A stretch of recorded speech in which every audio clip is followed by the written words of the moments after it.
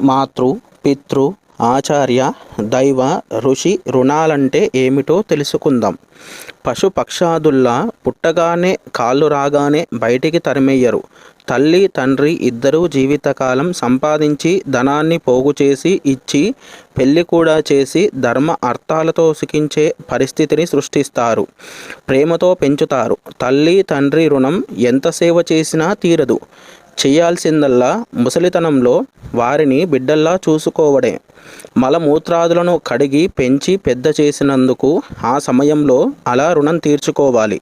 లోక జ్ఞానాన్ని విజ్ఞానాన్ని నేర్పించినందుకు గురు రుణాన్ని, మనకు బుద్ధి కర్మను ఇస్తున్న దైవ రుణాన్ని, భక్తి ద్వారా ధర్మ మార్గం ద్వారా సకల శాస్త్రాలను ధర్మాలను గ్రంథాల ద్వారా మనకు అందజేసినందుకు ఋషి రుణాన్ని తీర్చుకోవాలి. వివాహం ద్వారా అన్ని రుణాలను తీర్చి తిరిగి తాను రుణపడడమే మానవ జన్మ.